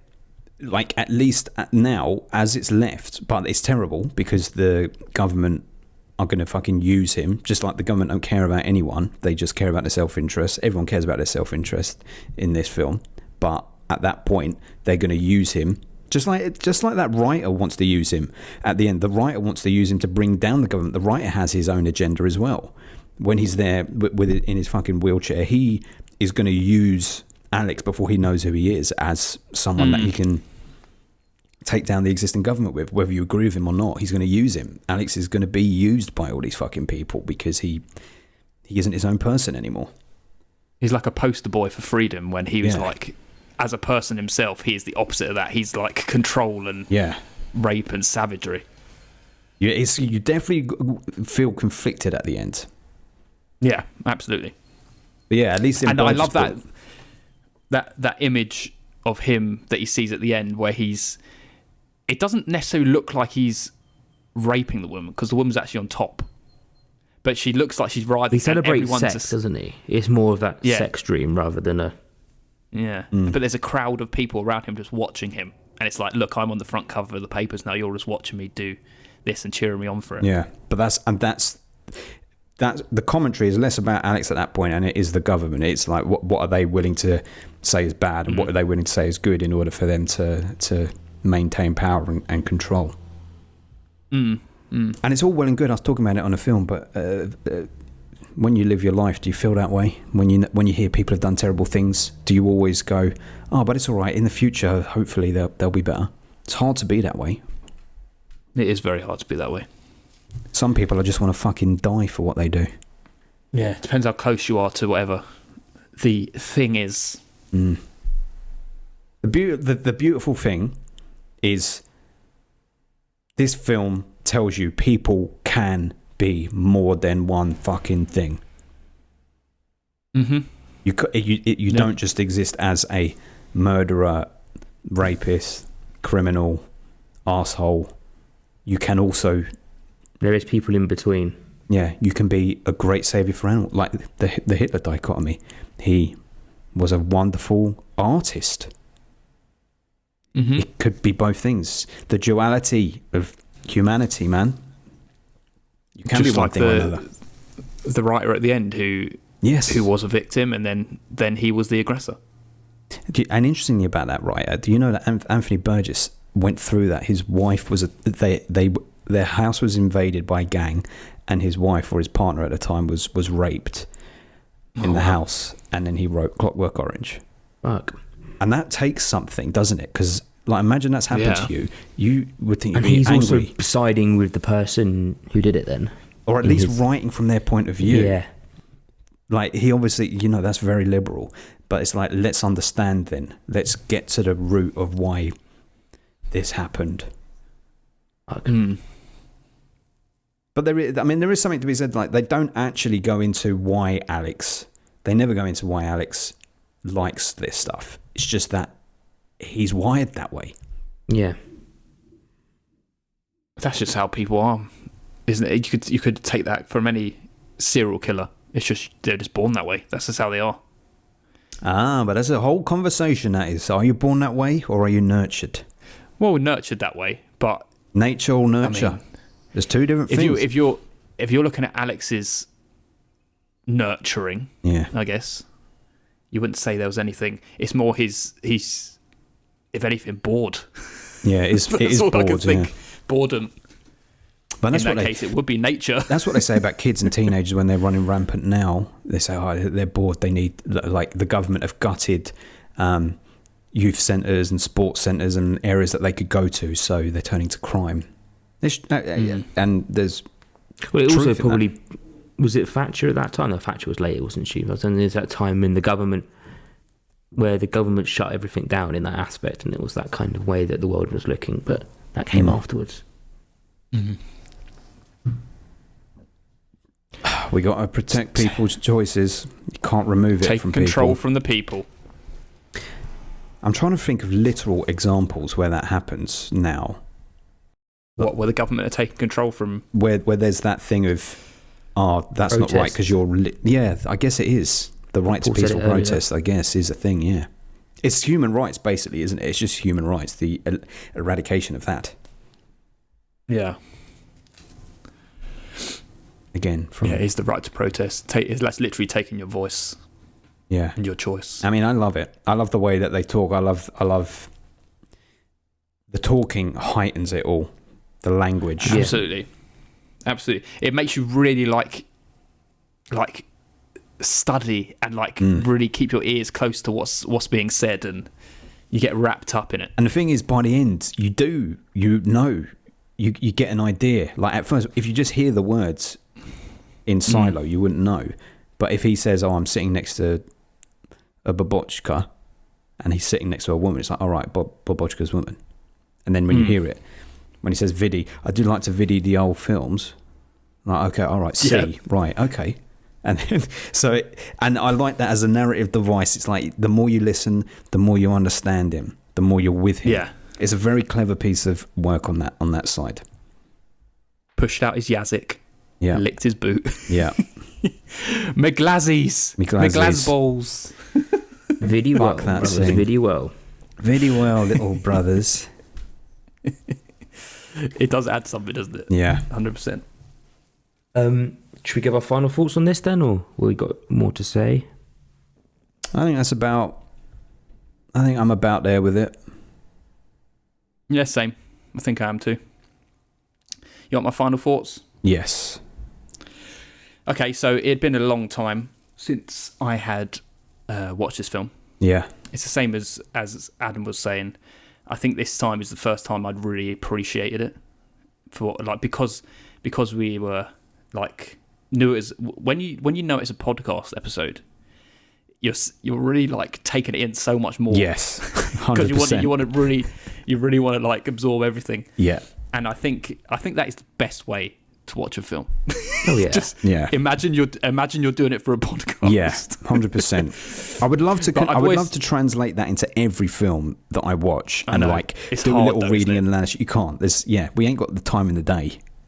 Yeah. I always had this film as an 8. Speaking about this film now, Yeah. I'm like, man, it's so fucking good. It's like, I feel like if I went and watched this in a cinema, it could be a 10 out of 10. But at the moment, it is a 9 out of 10. I'm sticking with the 9. Who knows? In the future, it could be changed on an end of year wrap up if I ever get to that point. But it is a 9 out of 10 for me. 9 out of 10. Adam. So it was an 8 for me before I went into this, but it has been a 9 before. It's going to go back to a 9, but it's now in that question of, I think, of where I put certain films that I always think of it in this category of why isn't that film a 10? And I just can't put my finger on why this film isn't a 10. And I mean, analysing it now, I don't think we've found a single problem with it or an issue. Well, let's have a little talk about it now, because I'm also a 9. I was a 9 before, and I'm really still a 9. want it to be a 10, but I just, when you get a gut feeling, my gut feeling just says it's not quite a 10. Well, here's what I would say as to why it's not a 10. And it's really not criticism so much as it's a personal preference. I feel like certain segments are a little elongated, a little too long. So not the ones that are good, not the ones that I enjoy, but I feel like some scenes take a long time. So, for example, when he goes home and there's an imposter in his home and he's with his parents, that scene runs a long time. We get the point fairly quickly and it's worth having, but it goes too long. It feels like it's like 2 minutes or 2 or 3 minutes. It's like 5 or 6 minutes. We already get the impression that the guy's like, you treat your parents terribly, you should be appalled. And then This is a replacement son. yeah, but then that conversation continues. And it's just a few scenes. Like even when he goes to the cat lady's house, we spend a lot of time before he even gets into the house just seeing the inside and seeing cats. I love to look at cats, but we see the cats for a very, very long time. And some of the conversation with the priest inside the prison, I just think it's a little bit elongated at times. I feel like it could have lost 15 minutes, been a little bit tighter, in and out, and I would have dug it. We never spoke about In and Out. We didn't speak about the old in and outs. Yeah. You would have preferred the old In and Out in this film. I would have. That's what you're saying, basically. I think for me that was it. It really was that, because there was nothing that happened in it that I was like, oh, no good. But I would have liked, a little tighter. It was a little indulgent in that Kubrick way. When it gets to a 9 for me, it normally, well, between a 9 and a 10, it is normally just the feeling I get. And I just know when I come out of it, it's not a 10 for me. I think there is, but there's elements of it. I will look back on it now and go, why isn't this film a 10? And I'll watch it thinking, I'm going to watch it and it's going to be a 10. And then I get there and it's like, nah, it doesn't quite. But yeah, so it's going to remain a very, very high 9 for me. A 9 is an incredible score. And also the other thing that goes to say is, as good as the second act and the third act are, and as much as we all kind of appreciated them most on this viewing more than any other, they fail to live up to the huge impact of the first 45 minutes. Yeah. And it's like we hit you over with this incredible sensory overload in the first 45 minutes of dialogue and visuals. This cool and world that you're put Yes. toward to, and then it's just, okay. And then it becomes a reflective analysis of that world, and then some questions left at the end, which is all great, but it's like, it's the opposite of Shining in a way. The Shining builds to something, whereas Clockwork Orange has already built immediately to that point. Yeah. And then the rest is reflective. Do you give it a 9 as well then, Ben? Yeah, it's 9s Okay. all round. 999. Which means we are into our top 20. That goes without saying. Clearly goes without saying. We are in there with a bullet at 9. And now we got to decide whether it's better or worse than these films. So, One Night in Miami. It's better. Tough one. It's Got better. it. Tough It one. has to be, I'm yeah. saying it's better. Yeah. Yeah. Okay. Nocturnal Animals. Oh, no, it's not. Better for me. It's up to you, Ben. Having a think. That's another social commentary film, isn't it? I mean, it's not going past the next one, so it's up to you. It's not going past the next one. I'm trying to think if it's better than Nocturnal Animals. Nocturnal Animals is better for me, so Adam, you're going to have to call it. Okay. I said Nocturnal Animals is Adam's better already straight called away. It goes below. Right. Okay. What's the film above it, Paul? Face Off. Face off. Oh, okay. So that means our new number 12 is A Clockwork Orange. Nocturnal Animals is one above it, One Night in Miami, one below it. And that means losing from our top 20 is Moonlight. Oh, Moonlight goes Goodbye, Moonlight. out. And that means the film that is in the jeopardized position of 20, one of the first films we ever did, 3 Billboards. I always forget we did an episode on 3 Billboards. That'll be a sad day It's when like we the lose second that from our episode. top 20, because we've had that in there since we began, I know. obviously. That'll be a big one. There we go. Kubrick. Stanley fucking Kubrick. Our first Stanley film. Crazy. It's because he's a big old boy. He's a big boy. In He's more a big ways than boy. one. Well then, That's it. What does That is that mean? What happens the end next? of our. That's the end of our Clockwork Orange episode, and that means Adam gets to tell us what we're doing next. Have you chosen yet, Adam? I have. It's the film I originally thought it was going to be, and that film is... I've forgotten the fucking title of it now. do you want me to say it? I think you know what it is, Ben. I think I do. It's You're gonna THX 1138. Oh, the one with what's his name? George Lucas's one. Who is it? It's the Robert Duvall. Concierge. Robert Duvall, and not only that, it's Donald Pleasance again. Oh, fuck me, it is, isn't it? Yes. Oh, it's Donald Pleasance year. Yes. Interesting. Okay. So I was considering this film actually. I saw this once when I was at university, doing the sci-fi module. A little bit bonkers and out there. It's nice and sounds short. fun to me. It's 86 minutes long. Yeah. Oh wow, beautiful. In and out. The old in-out. The old in and out. Can Has we been refer wanted to for films that are Clockwork less than Orange. 90 minutes as the old in-out now? Yes, that's the new staple. You don't even take your coat off. That's when the you new get in the Baccarat cinema. blind. Yes. Don't take your socks off. Yeah. Well, shit. Yep. So we've done Australian, and then we've done, I don't know what you'd call it. Australian, British. This is American. But he's American, wasn't he, Kubrick? But he was based in Britain. It's very much a British film, though, isn't it? That Oh yeah, but he Clockwork Orange. lived in England, didn't he, his whole life, didn't he? Fucking loved up Elstree, man. He spent his whole time around Elstree. It's the only reason probably 3 of us have got jobs here and know each other. If it wasn't for him, that place might have fallen apart There you go. many moons ago and we would never have met. Man, when we watched Doctor Sleep today, Yeah. we finished and we went Tesco, and I was standing in Tesco. I was like, "We're standing in the Overlook." Yeah. No, There the you go. the Overlook was at the back. I thought the Overlook. I thought the maze was. Yeah, the maze was Tesco Tesco's. car park. And the Overlook was Well, up the back. I'm still in the Overlook maze. The Overlook was up the back where Big Brother House. Yes, and where the Crown was, where they brought their set.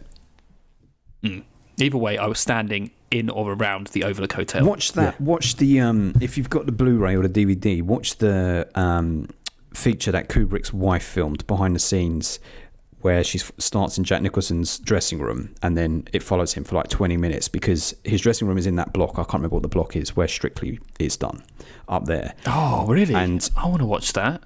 Well, have a look. THX 1138 is George Lucas. Fucking George Lucas, man. Did you ever think we'd be doing another George Lucas? We've done a George Lucas film before? No, we haven't. None of the Star Wars films we've done some of his spin-offs.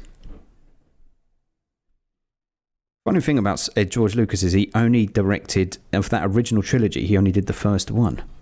Yeah, he directed the first one, and then he did he did episodes 1, 2, and 3. Yeah, that's what I mean. So he only did that. He didn't do episode 5 or 6. Yeah.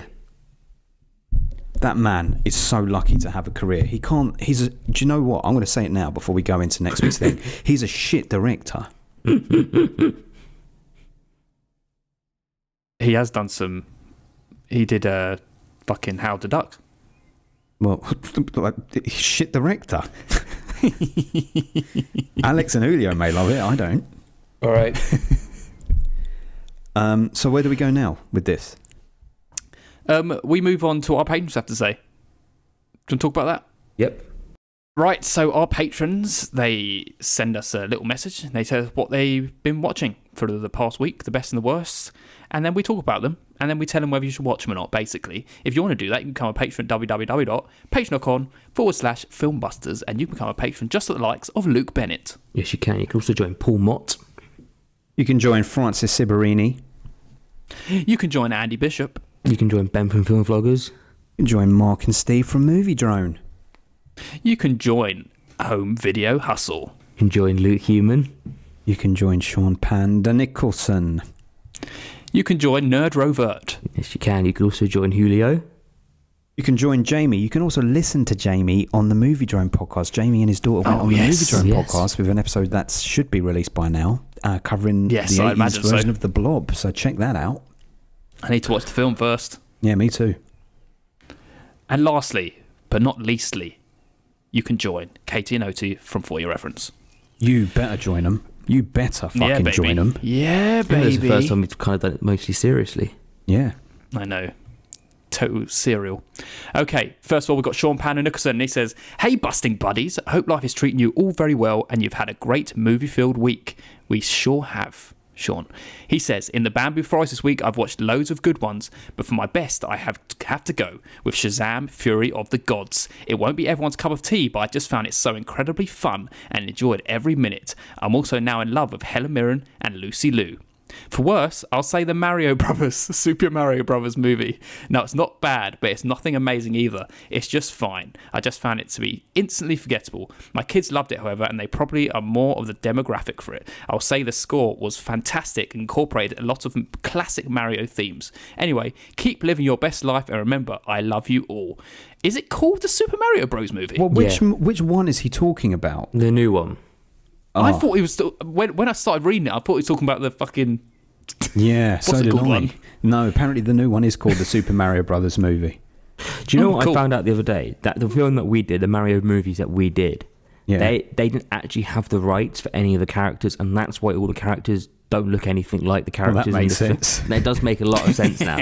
Apparently they did a thing of like, Nintendo said yes originally, and then they pulled all the rights. They said yes, you can use the names, but you can't use any of the imagery or something along those lines. It's very messy, and that's why it's all a bit... Hey, listen, I tell you, I would defend that fucking 93 film to the death. We had a fun time in that episode, didn't we? Yes. There's no way that this new one is better than that. No way, man. Even if they didn't have the rights. Dennis Hopper was ordering fucking dinosaur pizza, man. Can you remember any of his gags? Can you remember any of the things he ordered on that pizza? Like pterodactyl wing? Yeah, shit like that. Something like that. Hold the raptor egg or something like that. The raptor Come egg. on, that's good shit. And Shazam! Fury of the Gods. I mean, these guys won't have seen it, but I absolutely agree with you, Sean. I gave it a 9 out of 10. Just like the likes of you also gave it 9 out of 10. It's a very fun time. these guys. Oh, I don't know. You surprisingly, Ben, Yeah. didn't you give the first Shazam a 6 out of 10? Yeah, probably. And it's better than that one. So, Well, I think you and Scott and Sean are the only ones who think so. Because as I scroll down my letterbox here, you are the only 3 who give it a high rating. Everyone else is guess what? Painfully low. Ben, don't you love being the opposite of what people are? That just makes you want to like it more. I like it, but I like it, but I don't vote that way specifically to be that. Just putting a little hypnosis on you, just like Alex. Now, if everyone was giving this 10 out of 10, right? You'd hate it. No. Would you be the dissenting voice and going, it is good, but it's not that good? Yes, because it's not a 10 out of 10 film. It's just a really fun film. It's just not 10 fun. I feel like that guy is problematic now. He's coming under a lot of fire for some shit. Yeah, he is. Well, DC are having a terrible time with their people behind the scenes, aren't they? Between him and Gal Gadot and what's his name? The freak. Ezra Miller. Yeah, Ezra Miller. Between them 3, oh. Well, who knows? Because the Flash film's going to reset stuff, so they have a chance to do stuff. Who knows what's going to happen? What? So Ezra Miller is going to go in it though. He's in the Flash film, but then the Flash film is going to reset the whole universe, whatever happens in it. So how are they going to release a film with that man in it?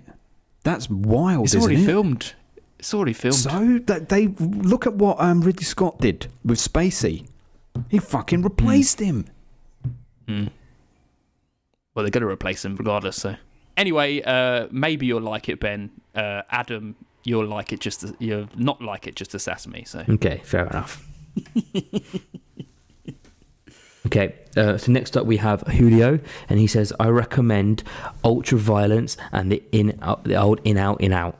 Yes. Is he talking about? I fucked that up, I don't know how, but yes, he's talking about us. He's talking about what we just did. Yeah. On the movie front, guys, Chloe and Theo is so bad it almost needs to be seen to be believed. Tatoka Johnson starts as a runaway who befriends an Inuit man on a mission to save the world from itself, maybe. I don't know why I said Inuit with such pronunciation. What's her name? Maria. Is that Maria? Mira Savino. Mira Savignon pops up. Sauvignon Blanc. There's no E's in it. Mira Savogne pops E's up in it. towards Savoyne. Savogne. Mira Savogne Salvino. Love you, Adam. Salvino. Never change, mate. Salvino. Never change. pops up towards It sounds like an Italian name as well. You should be able to do it. That's Paul Savino's daughter. You know Paul Savino from Goodfellas? Oh, is it? Is it? Oh, there you go. It is Italian then. All right. You should know this shit, mate. You've got Mira Italian Savino roots. pops up towards the end to Mira try and Savino. add legitimacy to it all. It's 81 minutes of cringe. If anyone can I don't even know understand what Adam was talking nor about. do I. Julio, is it as cringy as Adam's pronunciation of Mira Savino's name? Oh, mate, so basically, don't watch that film. Mira Sauvignon. Mira Sauvignon. You go to a restaurant, I'll have a glass of Mira Sauvignon, please. Sauvignon Blanc. My friend says it's Italian. Oh, Adam. Never we even love heard you. of this anyway, Chloe and Theo. Never heard of it. No, have I? But we have to see it to believe it. But do we want to see it really? Well, we might have to see it to believe it. Oh, 81 minutes of cringe. 81 minutes Look of at that. cringe. We'll do it. Beautiful. Because it's the old in-out. It's the old in-out. It's under 90 minutes. It's the old in-out. Exactly. Cheers, Julio. Next up is Thank you. Luke Human, who says, I really enjoyed Dungeons & Dragons Honor Among Thieves. More of a comedy than anything else. This is perfectly self-aware and has a smart balance of original material, fan service and broader audience appeal. There are all the beats you would expect from a decent heist movie, and as such, a suitable misfit team is assembled. Pine and Rodriguez are really solid, but it is Lilith who is the standout, and this will undoubtedly accelerate her already impressive young career. Totally enjoyable, but just a touch on the lengthy side. Have to say, when I saw the trailer for this, I did think it looked like a good time. Yeah, I've heard it's a good time. I've heard Yeah. good. I haven't heard anyone say a bad thing about it, but Yeah, it looked whether I quite go see it or not is another thing. I would check it out. And next he says 2016's Hush I'm guessing this is the bad one. This seems like a huge missed opportunity. The premise is mostly sound, and it is a smart idea to do a home invasion with a deaf protagonist. What's lacking is capitalizing on this USP. The sound design is pretty pedestrian. There are no extended periods of silence a la Quiet Place, and we're not immersed into Maddie's world. Aside from being inexplicably dark to the point of AVP Requiem, there's little innovation in the subgenre narrative, and aside from one short, brilliant sequence that Flanagan would later adapt for other projects, it is bland and disappointing. I've seen that. I remember just thinking it was fine. I feel like, Paul, you like it quite a bit. Yeah, you and Adam both give it a 6 out of 10. Yes, I give it. I think that's I give right. it an 8 out of 10. I very much enjoyed it, but I'm a big Flanagan fanboy. It seems it's not the fact that this is the first Flanagan film I watched. I think so. I think I liked him from the off, but you know, I like films that are all set in one location. It was a nice little horror film, and it kind of helps when the fact I was watching it with Zoe because she absolutely loved it. So. The thing is, for me, Flanagan needs to just do Stephen King adaptations. That's it. He's so good at doing Stephen King. He's perfect. He's made for that. Stick to that, Flanagan. Don't try and do original content, please. Don't want to hear it. I think it would have made a good short. Yeah, If it had been a 10, 15 minutes short, I'd gone, that's real solid. But it's like, well, show me something else now. That's fair. Anyway. That's fair. I mean, I need to watch it again. I've been on watch this for a while, so I'll let you know if it holds up. Holds up. Holds up. Okay. Lastly, we have Katie and Oti for the For Your Reference podcast, and they say, I have 2 okay shows to equal one good rec for the week. Lucky Hank, starring Bob Odenkirk. Never heard of it. Never. Follows a miserable middle-aged professor that is not interested in expanding his world and is content to not explore what might enrich his life further. I haven't heard, but we're big fans of Bob Odenkirk, so we are big fans of Bob Odenkirk. We haven't heard of this Lucky Hank. I like the title. Lucky Hank sounds like a good title. Have you boys? I like it. Have you boys seen? I Think You Should Leave Now, with Tim Robbins? No. It's like a sketch. It's a real comedy sketch show on Netflix. It's absolutely fantastic, brilliant. And there is a scene where he's in the diner with his daughter, a little girl, and she's like, "Oh, Daddy, I want some more ice cream." And he's like, "Oh, we can't go because we can't have any ice cream because we've got to go because there's a big festival in town, like some sort of lie." And he winks at the guy in the booth next to him to encourage him to get in on the lie. And the guy next to him is Bob Odenkirk, and Bob Odenkirk is like, "Oh yeah, there's this big festival in town." And then Bob Odenkirk just keeps lying and lying and lying, but lying about his personal life. It's so funny because anyway, I'm not even going to explain it. It's one of them ones you have to see. It's just check it out. Basically, you say it's a TV series? Yeah, but it's a sketch. It's sketches. Oh, okay. It's a real sketch. Right. So Bob Odenkirk's only in it for like 3-4 minutes, but it's so good. I've cool. got doubles of this. I've got doubles of the coupe. Lovely. None of this makes sense. Just watch it. I'll send you the link. But watch it. And secondly, they said the Big Door Prize stars Chris O'Dowd and sends a small town into existential crisis as a fortune-telling type machine issues a card with 1 or 2 words that suggest the destiny for these people. Interesting concept, and each episode focused on a different character. Chris also plays a miserable man that is not interested in expanding his world and is content to not explore what might enrich his life further. Oh, look. What? What? That was exactly the same sentence. I know. I was confused for a second. That almost melted Paul's brain. Yeah, I know. It did. I was like, did they copy and paste this wrong? The funny thing is that these are both characters that Alex would absolutely hate. Miserable men that are not interested in expanding their worlds. Oh, yes. Alex. I thought you meant Alex from the Contrarians. Yeah, so did I for a second, and that's why I took a moment to respond. Yes, exactly. Yeah, he would be beating them up with his little cane. Oh yeah, he'd be smashing them up with his strong bones. Yeah. Get your gotchkas round this, little darling. Get your glazies on this. Yes. Right. Stick your gazik out. Home ways is best ways. Right. Well, good. Thanks. That's beautiful. What do you think of Chris O'Dowd? I love him in the IT Crowd, and I've never seen him in anything good since. Any film he's ever been in, I haven't seen quite many. like him as a person. he's a nice when he's person. on like TV shows and stuff, when it's just him. But then, yeah, there's a couple of films I've watched him in, and I'm like, It feels like he's become America's like Irishman now. Like if you need an Irishman, you go to Chris O'Dowd. Yeah. Yeah, I can see that. Yeah, probably. I love the IT crowd. That's the only thing I've seen him in. IT crowd. I can't think of anything else I've seen. He's done Although a I couple feel of like other I little have, but I don't films know. here and there. He always pops up in stuff you wouldn't expect him to be in. Like a bowl of soup. Where he just pokes his head out. Yeah. I'm glad I didn't laugh Well- too hard after I said that, because I did think that was really funny and I had to bite my cheek. Because you two didn't really laugh, and that would have made me just sound real vain. Well, that made me laugh more than the joke. Good. That's Clockwork Orange, guys. Clockwork Hope you Orange. enjoyed it. Fieldbusters.